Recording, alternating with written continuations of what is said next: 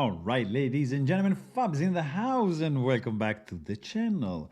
Today I'm bringing you something pretty nice, unusual, 100%. In this pouch, I got some Medina custom knives. Look at this, a Spitfire right over here. And you get this pouch, of course. There's some extra hardware somewhere. But anyways, you get this knife inside. And look at this. Something to talk about because let's check it out. We get 9 centimeters for the blade, and we get 11.5 for the handle, and overall it's going to be like 20 centimeters. If you want to know how much is that in inches, use a converter, and it's going to be 7 3/4. So,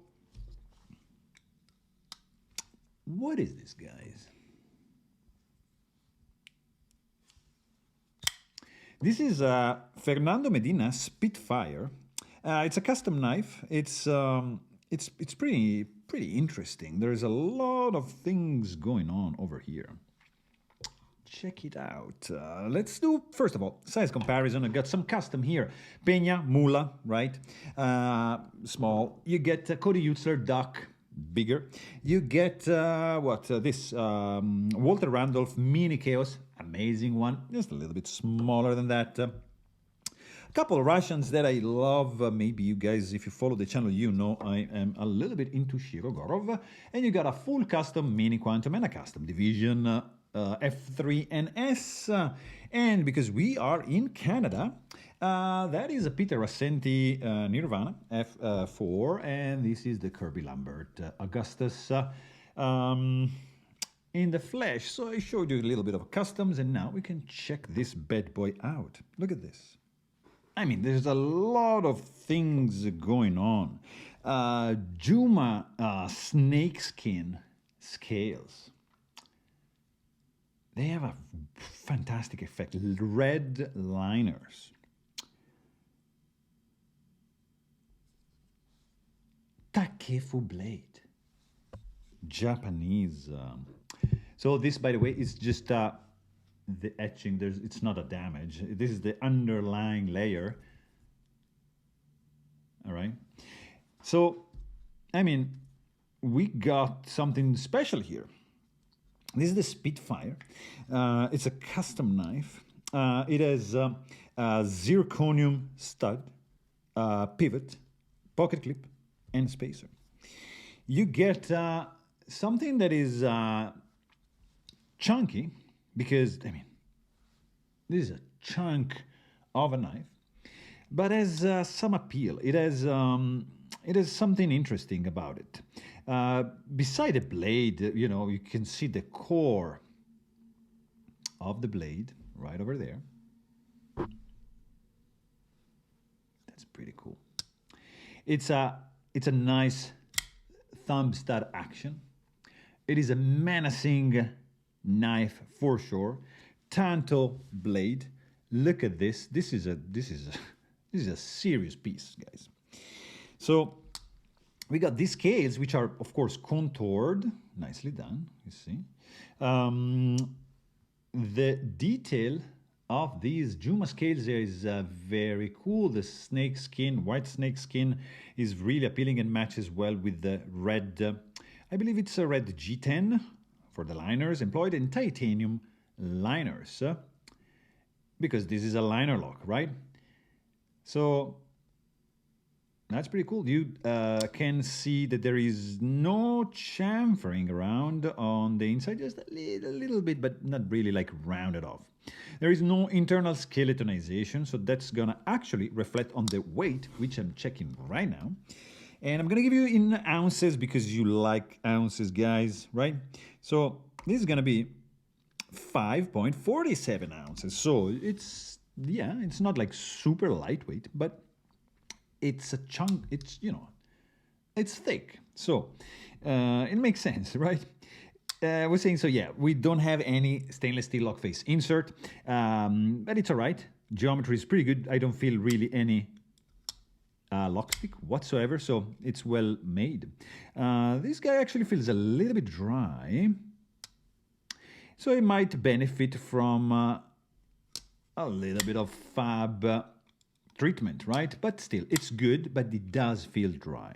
So it can be improved 100%. That's my opinion. And I was saying, yeah, there's no internal skeletonization. That reflects a little bit on the weight. You can see Medina 2022 on the back spacer on the inside.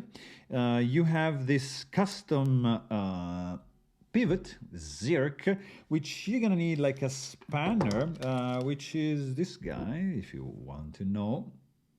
All right.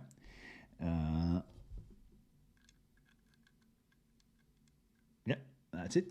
And so, yeah, I mean, construction is one screw over here to hold the scales in place, and you get, I believe, one or two through the spacer. You have another screw hidden for the pocket clip from the inside, and this one is just kind of partially hidden by the pocket clip, but it's there to retain the lock side scale, let's say. So the hardware is flush with the scales, nicely done. I like this part over here that is matching the outer line of the head of the knife, but you see here it's just protruding a little bit. So this, I don't know, not really. I would think the scale would have been a little bit higher to keep this angle like that, but it's all right. The tip of the blade is, I would say, safely recessed. You can snag it if you want, like that, but I mean, you really have to try. So doing like this, nothing is gonna happen. I wanna check also 3mm for this Takefu blade, and behind the edge, let me see, this guy over here is gonna be, yeah, 0.4, so not too bad. I like all these layers, how they come up. Look at the nickel, you clearly can see shimmering, and here, as I said, is just like a natural occurrence for this special blade. Zirk thumb studs are also nice with the angle, as you maybe can see from this perspective. There is some slanted angle, and like that, you see? It's just gonna work. The action, actually, I wanted to chat about that, is super snappy. Very nice.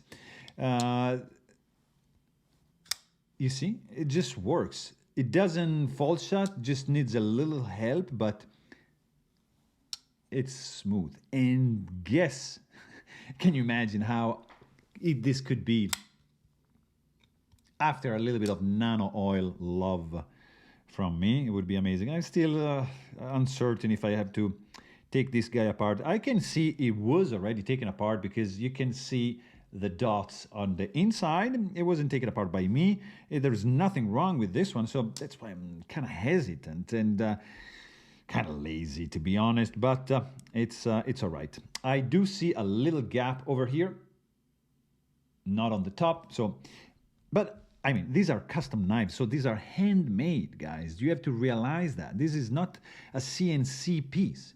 This is a guy that is just grinding this stuff and hand making this. So it's kind of acceptable, this. And you're going to be like, but Fab, I paid like over $1,000 for this. Yeah, I know. But still, there's going to be imperfections in a much more expensive knife. Like, for example, this is almost perfect as this little thing over there. So it's not perfect. But I love it because that's a sign that it's been handmade. A dude took his hand, sweat, blood, and put everything together to make this, to make that. So that's the fascinating part to me of the custom knife, intrinsic into the piece. There is some sweat and blood that went for sure to making this one. And that's what I can appreciate. I can see, for example, here, there's another imperfection. Look at that. You see? This part here is not perfect, of course, but yeah, it's kind of acceptable. Let's say this little bit big, but just to say that it doesn't mean that if it's not perfect, it's just like garbage. This is a good knife. Like over here, for example, there's no jimping, but you see it doesn't really match the height of the scale, so it just protrudes a little bit. It's all right, not a big deal, but still something that I noticed. Here you have an hollow grind, which exposes all the layers, so that's pretty good. Like, for example, here you see this kind of mark over here, right, is due to something, like, I don't know where, but some part of the scale, not really, it doesn't touch anywhere. So I don't know why this is here, but something was definitely rubbing. But anyways, it doesn't detract from the fact that this is a very cool knife with some special materials employed. It's not perfect, but it's not like a $3,000 knife. So this is not gonna break the bank in the custom knife world, and it's a very unique piece for sure. So it's not gonna be my favorite piece ever, of course, but I like this one. There you have it. Really hope you guys enjoyed this video. Thanks for watching and stay tuned.